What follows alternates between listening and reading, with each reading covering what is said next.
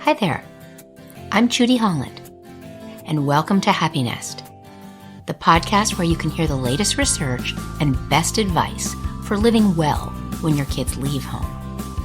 Join me as I interview experts and explore how to reinvent yourself during this critical passage. I hope you'll head over to judyhollandauthor.com and check out my new book, Happy Nest, Finding Fulfillment When Your Kids Leave Home.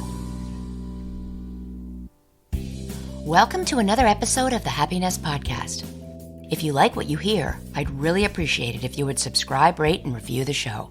It's easy to do on Apple Podcasts, or you can go directly to the podcast section of my website at judyhollandauthor.com. My guest today is John Nussbaum, a longtime Penn State professor. John is an expert in intergenerational friendships. He spent decades studying how people communicate across the lifespan. John's research has found that cultivating friendships with people from another generation can yield great mutual benefits, if you have common interests. People with strong generation gap relationships have a higher quality of life. These relationships might be with family members, work colleagues, or friends. John has been president of the International Communication Association and editor of the Journal of Communication. He was also a Fulbright Scholar in the United Kingdom. John, thank you for joining me on the Happy Nest podcast. Thank you for coming. John, why should we try to create intergenerational friendships? I mean, it seems like that might be a big job. Well, it is a big job, and it's not easy to do. And there isn't a long history of human beings having intergenerational friendships, because if we look at, let's say, the 15,000 years of human beings being in a more, civilized state, people died pretty quickly. So the intergenerational friendships would be individuals in their 30s with individuals in their 20s. Now we have individuals living, way past 70, 80, and 90. So it's a relatively new relationship to deal with as we grow older. And the other thing about intergenerational friendships is that friendship has only been studied by social scientists for 20 or 30 or 40 years. Wow. It was not on anyone's radar for the first 15,000 years, let's say. But family certainly was. So family got all the family relationships. You better be, and we can talk about that too, of the intergenerational family relationships. So intergenerational friendships, no one was even looking at, let alone just friendship. What our research has shown, what research in the last 30 or 40 or 50 years has shown, is that friendship is unbelievably valuable and functional for us to maintain a level of dealing with life's crises and tragedies and happiness and those kind of things. And if you have them, you're in a much better place to survive the way you want to survive, to live the way you want to live. So we began studying friendships. And but health, and from my readings of things that you've written and other people in your area, friendship or company and understanding, somebody to talk to, is really important in terms of your physiological health and your mental health. What's with that? What do you mean? Why is friendship so important? Can't I just hold myself up and write my book? Why do I need others to bounce ideas off? Well, that's because we're human beings. We enjoy, we're social, we're cooperative, and we have evolved into a way that we're beyond our families. We move away from our families. So that's just part of being human. Part of the neuroscience of humans is this friendship thing. But more importantly, I think, is the function that friendship serves by just keeping us informed. And you're talking about health. It's really nice. My wife and I have just started hiking in these beautiful hills of Pennsylvania. And it's nice to have individuals to talk to who have done it before. And that gives us, where can we go hiking? What clothes do we need? Common ground, all these kind of things. Tips. One of the things that my research, again, that I was doing, 40 years ago, was going into nursing homes and finding out about the social lives of individuals in nursing homes. And at that time, the nursing homes were rather crude, and individuals who were in there, dementia wasn't a big deal. So they would put everyone together of the same age. And what we found is it became an institution of no conversations about the community, no conversations about anything other than health. And that was really detrimental to those individuals in there. Yeah. Or they were drugged out of their minds kind of thing. Right. So that's when I started looking and go, wow, this is kind of a friendship is being, I called it interactive starvation. Friendship is being denied. The individuals that work there, the nurse aides, the nurses, were not supposed to talk about their home life with the residents, with the patients. And it was just awful. Wow. So, and the worst days were the days the family showed up. Right. So in doing psychological assessment of these individuals, the family shows up, it's a really nice hour visit, then we have 24 hours of depression. Oh, wow. Okay. Right. So that fascinated me. So you ask about these intergenerational friendships, and we'll talk about this a little bit more, but it can be extremely beneficial, although it's hard to do. We have some very wise older adults who can inform the younger adults, and we have some very wise younger adults who can help older adults with the changing dynamics of technology or what's happening in the community, keeping them involved. Up to what is the most up-to-date healthcare. So the benefits, so if you are the older adult, and I actually have a lot of intergenerational friendships, perhaps because I was a former competitive figure skater, and I do ballet bar every morning, and most of the people in my class are the age of my kids or a little bit older, and so I've, through a common interest, and I wanted you to drum on this theme, I have overlapped with people who are like me. They like the meditative aspects of ballet bar. It's a little yoga-like. They like the physical part. They like music. So I do things with some of these people, and I think very much that we both benefit. You know, they might want to know from me, how do you balance 3 kids and a reporting career? How do you do this? And I learned so many things. I learned where to go, what a new restaurant is, what the struggles are of young mothers. Pick me up from there. Yeah, that's the thing. If you want to have a satisfying and easy to deal with intergenerational relationship, it's typically surrounded or founded in context. And you had just mentioned, one of the things I write about a lot and talk about a lot is sports. You're from a sporting family. Right. I'm from a sporting family. Just let me put this with my father. My father just passed away at age 92, but he was Pittsburgh, born and bred.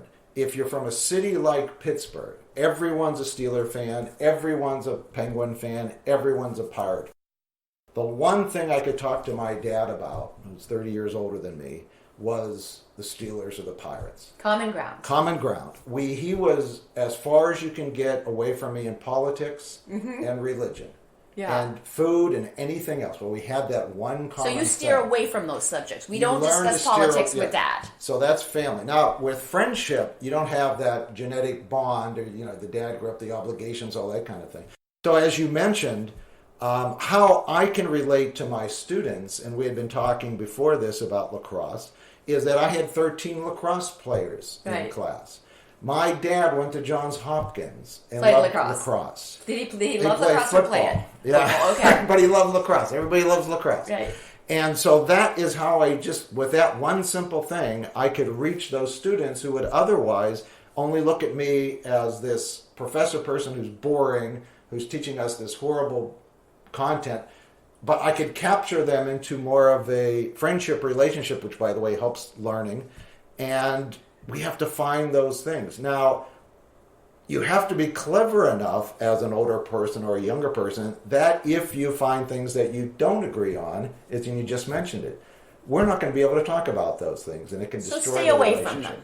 Stay away from them. Have a nice conversation. If we were a civil society, that would be possible, but now it's not.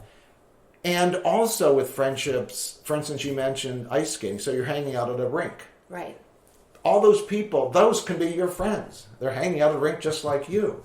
But that's a minority. That's a small group of people. Yeah. That are doing that. Small group. I played basketball in high school and college, so I was always at the basketball court. And I wouldn't interact with anybody who wasn't. Right. So right now I don't play basketball anymore, but I still go to the basketball games and can easily have a conversation with anybody at any age about that topic. Because you really know about basketball, you're passionate about basketball, and if you talk to a 21-year-old who plays basketball, you probably can talk about the game in a way that I couldn't, even if I studied basketball for 30 years. I could talk to them, let's say the basketball players at Penn State who I've had in class, they're completely different than me. Right. Much bigger, come from broken homes, a lot of them. They're in this strange central Pennsylvania place, but we have basketball and they're more likely to trust me on a lot of other issues. So I can sit down and, as far as academic issues, and say, look, you and I, we have a good relationship. We know about basketball. Let me just tell you this about, you have to show up to class, or you have to study. It's going to be tough. And if you have any questions, or if you want to know where to get your hair cut. Right. If you want to know which group of people you shouldn't be hanging out with. Because you've been around a lot longer in life, just sort of wisdom-wise and just physically here. You know where to get the haircut, or you know other things they don't know. And the thing, and we had talked about this before, that's going to run against us, it's going to make this hard, are the stereotypes, the ageist stereotypes that younger people have for older people. What are those? What are those, John? Aging is looked at as something that is deplorable, decremental, it's unhealthy, it's ugly, it is smelly, it's not pleasing, it leads to slowness. So there's a lot of different ageist stereotypes. Now, older people have stereotypes of younger people as well. Which are? Which are things like these individuals are drugged up, these individuals can't think, these individuals are lazy, these individuals are incompetent at anything, these individuals are crazed with things, they get in the way, they're going to steal my money, they're going to rob me. How many times, I hear that what's going to happen to America with these young people who are so awful. And this is very unhealthy. These attitudes, this division is very unproductive and unhealthy. So you can think about creating an intergenerational friendship, or many of them, as a way to kind of bring people together and bring harmony on a larger scale, I imagine. Yeah, we were talking, both of us have connections to the health industry and married to and relatives who work in health. And I talk to a lot of individuals who are scared to death that their cardiologist looks like Doogie Howser. Or when you his hair's not gray. They have a higher comfort level with a little gray hair. What is this pilot who looks like a little boy? Or so there's that stereotype. You can't have competence, and that can get in the way of these these stereotypes. So we're going to have to work really hard, because those stereotypes will pop up immediately into conversations. And so I don't want to hang out with this person anymore. But this is what I tell in my class. I have a little exercise at my aging class I have my students do, and that is to go to the grocery store.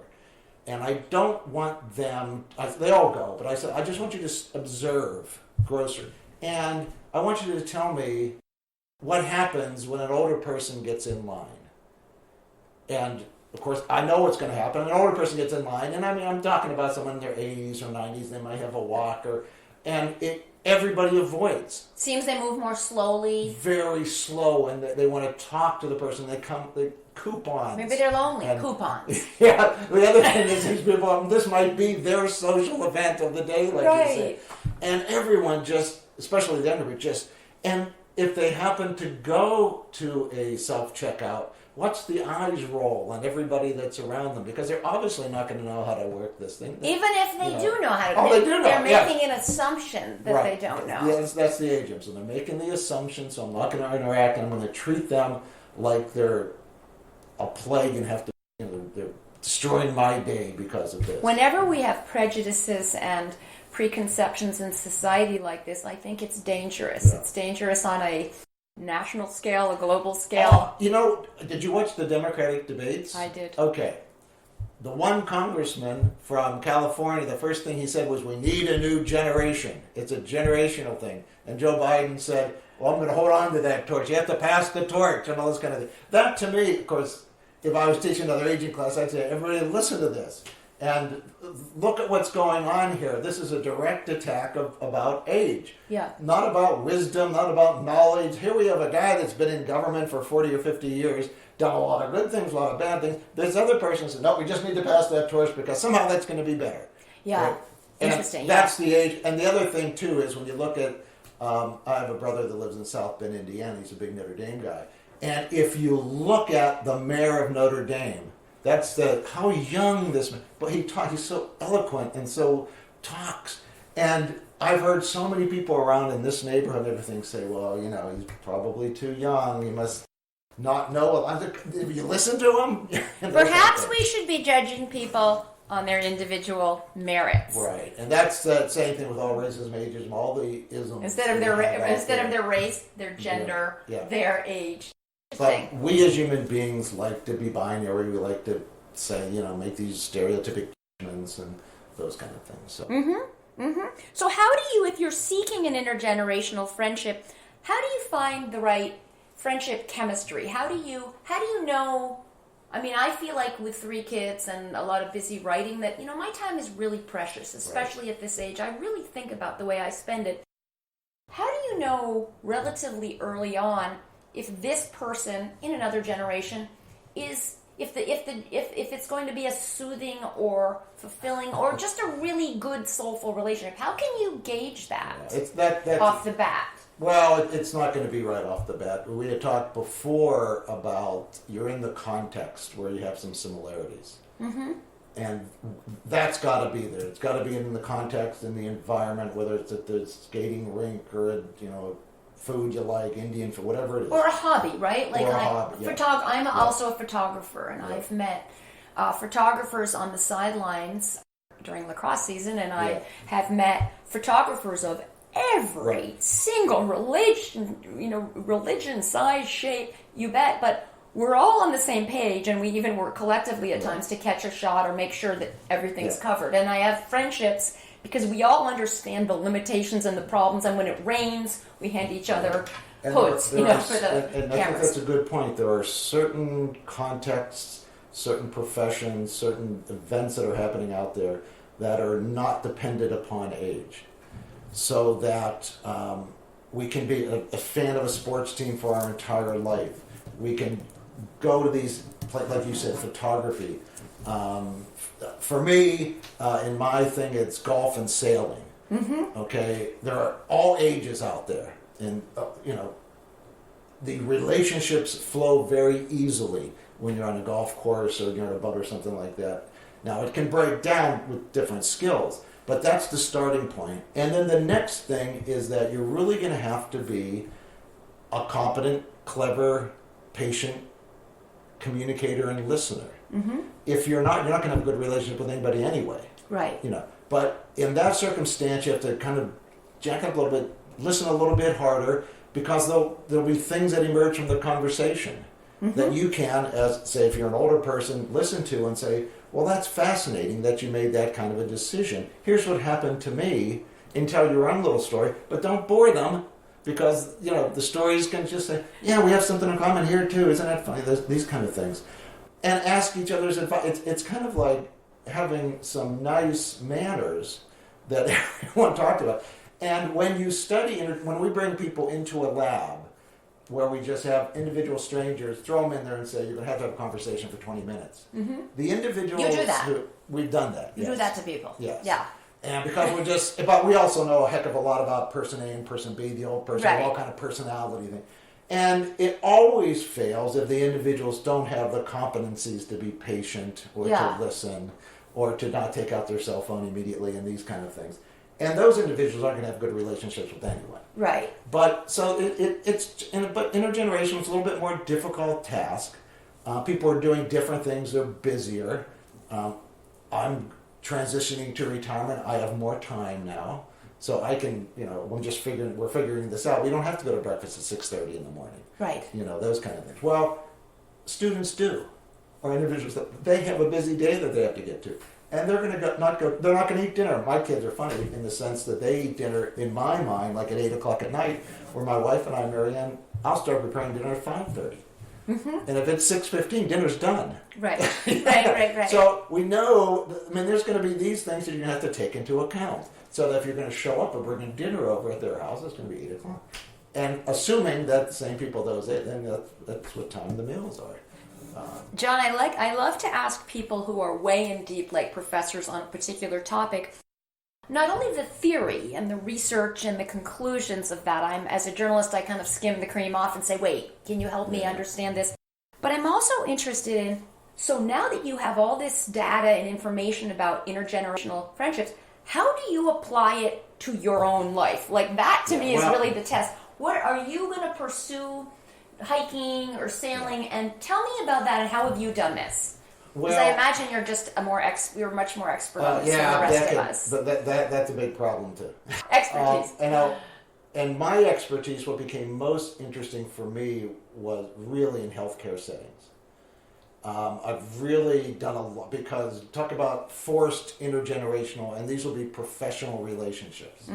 So that both of us would know this. You had mentioned your age. I'm in my middle 60s.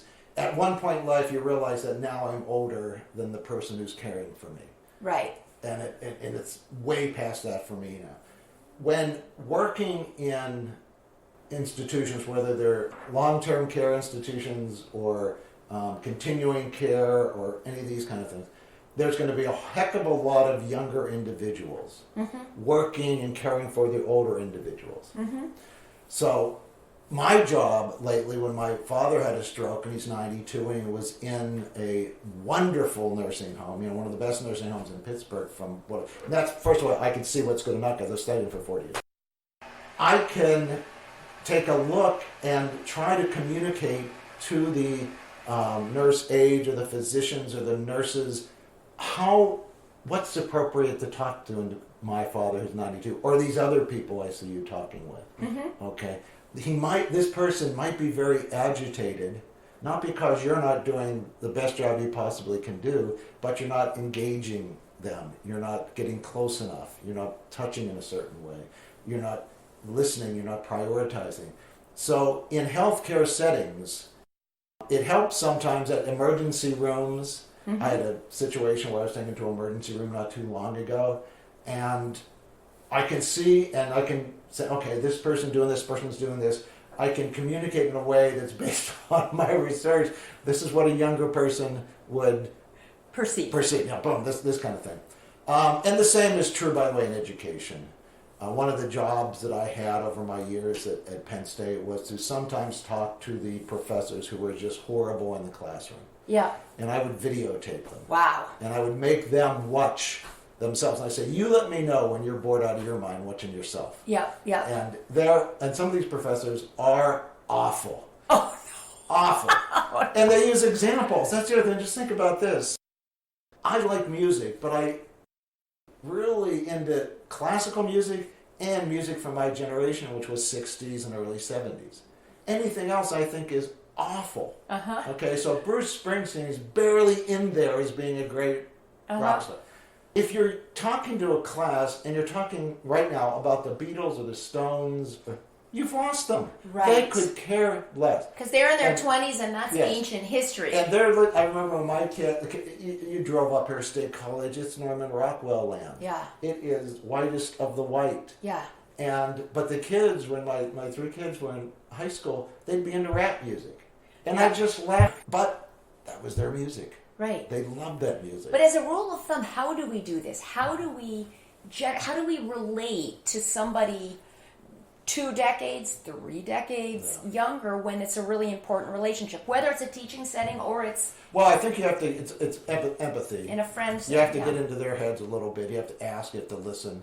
Yeah. I ask my students, for instance, I have some students that I can talk to, the ones that I've had in other things. You always have a relationship with 1 or 2, and I say, I thought to them, would this work? Is this, if I said this, if I said, kind of a focus group. It's a gauge, right? Barometer. And you have to be so aware and listen. That's why I was saying listening before to what they're engaged in. Yeah. Social media, Twitter. For my generation, that's difficult to understand why anyone would get their news from Twitter. Right. So understand that, explore it a little bit. Right. See what happens. Maybe you need to look at Twitter Maybe too if you want to overlap. And that's one of the stereotypes of older adults, which is true only because if you want it to be true, is to just stick with your habits. Is to not change things. We can all change things. Right. You know, we're not that stuck other than a stereotype. Mm-hmm. So it's get into their head, be empathetic, and there again, that sometimes that's not so easy to do, and to engage, to ask them their opinion. Mm-hmm. I would ask my kid. I'll just use this example. They would ask me sometimes, "What's my favorite music?" And I always go to Neil Young.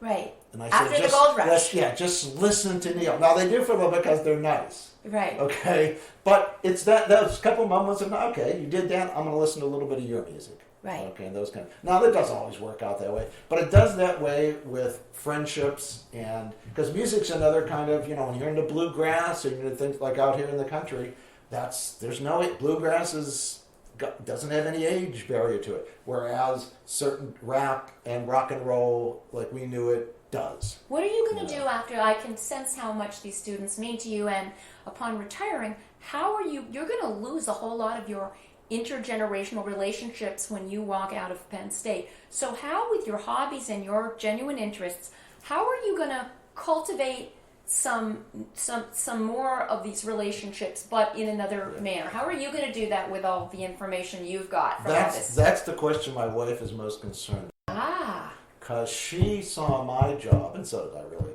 as every day I got to go interact with these beautiful young people. Isn't that why people are professors and fight for tenure? I get it. I actually get that now. And I was actually, when you're at a school like Penn State or like Yale, I was spending most of my time with graduate students. So we're talking about people in their 20s. But as I got closer to retire, they would let me teach some undergraduate. And I would teach big classes in statistics and big classes in theory and things like that. And I thoroughly enjoy that. And right now, I need a little time to be away from that. Yeah. Because it takes so much energy and it's so much, just let me relax and these kind of things. But we were talking a little bit about politics, a little bit about whether you're whatever you're doing, you're going to meet individuals who are, 17, 18, 19, 20-year-olds.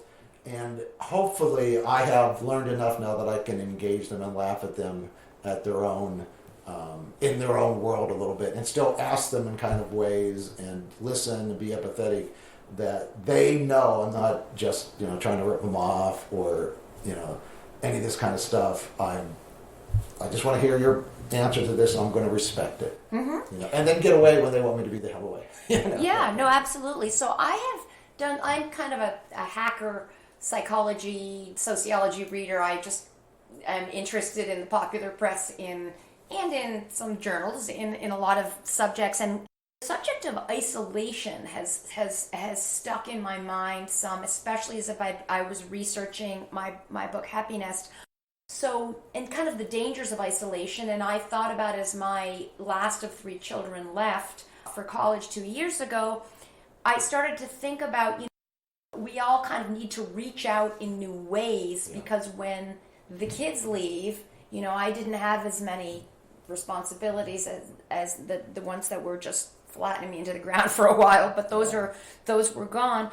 So I realized that in my own life, and I need to tell other people, that the importance of breaking, of not isolating when there's a big life, mother of all life transitions like that. What do you see as dangers of isolation? And then we'll wrap up with just, I'm interested in your thoughts about, again, how do we break this and how do we bring it back to the intergenerational friendships, which in my life are so fulfilling and entertaining that they make me smile all day. Yeah, I like that word, entertaining. We'll come back to that.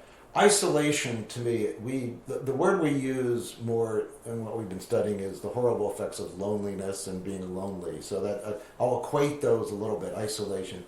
A person like me, I can put myself away. I need quiet. I need time to think and write. So I'm okay with isolation. Always have been. I'm surrounded by all others who aren't. So that need to not have the quiet, not have the for days, it is so destructive, as you said. And obviously the loneliness, and older adults, by the way, suffer from loneliness at a higher level than anyone except teenagers, and it's a terrible problem. With health problems, with health effects, mortality impact. It is awful, and it leads to suicide in both ages. Wow. It leads to over drug. I mean, especially with, of course, my expertise in older adults, mobility is down, so you're going to have to help, and that's why I mentioned before about talking about what's going on in the neighborhood. It's so important to some individuals who can't get out and see the neighborhood, and also learning how to communicate in ways. You mentioned isolation. We had to learn. My generation had to learn that if I wanted to talk to my kids and I wanted to be with them, I better find out about Facebook and Twitter and all those kind of things.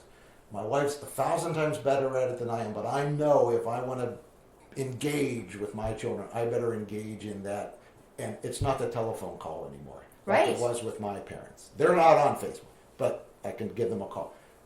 We can't do that. So that's a way to battle isolation. It's the way we construct our buildings and our societies. And are we do you have gated communities and these kind of things? We don't have malls anymore. We used to go to a mall. The mall in State College is dying. Yeah. So there was a place where people order from their computer. Yeah, order from their computer, so that we've taken away shopping. Now food can be delivered at home, so we're kind of increasing isolation, and this interactive starvation, which I wrote about 40 years ago. Wow. We're going to have to be careful about that. Right.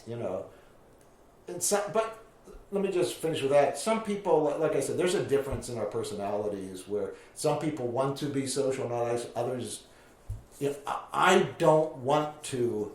There was a wonderful experiment done at Northwestern, by the way, and other schools, where they built these dorms, and they're going to have older people live in it and college students live in it. And that's going to be wonderful. Boommates. Yeah, yes, and it is for certain people. I don't want to live there, but it is for certain people. Right. And that's what we have to find out. Those individuals, that's wonderful. But you can do that on your own. You don't need to be Absolutely. Placed right next to somebody because you know how to do this, and that's, I think, what we all need to think about and be mindful about as we are in empty nest years, how we think about this. So summarize this. Give me advice. Professors are always very good at summing up things and giving that punch at the end, which we call a kicker in journalism. Sum up for me. What's the advice that you give for those who would like to reach out and create intergenerational friendships? Yeah. I think the first advice is a cognitive piece of advice, is that for your entire lifespan, friendships are important to your well-being and are wonderful. So don't just say, I'm going to just spend all my time with my family. Right. My family's going to take care of me. And don't just aim on achievement. Or achievement. That's going to be, those are losing strategies. Yeah, good. The strategy is that to find a way in these common places that we've talked about to engage, if it's sports, if it's politics, whatever it is, do enough to get yourself into those contexts, and then be a good listener and try to fight some of these stereotypes that, that young person can't be this. And so it takes some energy, and also, be as competent as you possibly can. Smiling's nice. So these are the kind of little simple things. Eye contact is nice. What about reaching out? I mean, do you ask? I know in the bar class, I have sat down with some 20-year-olds. I have this lovely young Shakespeare actress that is always not the leading lady, but second in charge, and then the first person always gets the role. And she was really distressed for a while, and I would have coffee with her sometimes, and I would hear about what it's like to be in the Folger Theater watching the Cleopatra when you can mouth every word, but you can't get there. And to me, she ended up actually giving me some speaking tips and teaching me some of Shakespeare's alliteration and other tricks to help people, and especially I don't remember quite as well as I did at 20, to help people remember speeches. So we had this wonderful connection, but that was born of me saying, can I, sweetheart, buy you a cup of coffee after the ballet bar class? Yeah. I think that when you're reaching out, bear in mind you can reach out to give advice or to get advice, and to be open to both of those. So it's not only like in your example and my example, hey, I can show you how you Right. won't hit the ball into the sand trap. Right. Or you can say, can you show me how you just did that? Right. You're open to It's an that exchange. person. It's an exchange. It's a conversation. It's a conversation. It's an exchange. And if you're uncomfortable, don't do it. Right. You know? Right. Because friendship's never forced. It's not obligatory. But when you see openings for that, when you see common ground, Go. when you see, Yep. then go for it and just remember these things. That's wonderful. John, I love it when we have these conversations and someone like you injects philosophy, a dose of life philosophy, because isn't that really most of what we're looking for anyway? I think it's kind of a distillation Yes. of research and wisdom and years, which we both have accumulated. So John, thank you so much for taking the time and bringing me out to a beautiful area, and I am delighted to benefit from all of your research and have you boil it down for me so well. Thank you very much for joining this episode of Happiness. Well, good luck with your book. Thank you. Thanks for tuning into my Happiness podcast, where we explore how to get the best out of the empty nest. I hope you'll subscribe, write a review, and reach out to me on Instagram, Facebook, and Twitter. Check out my website, judyhollandauthor.com. Have a great day, and remember, make it happen.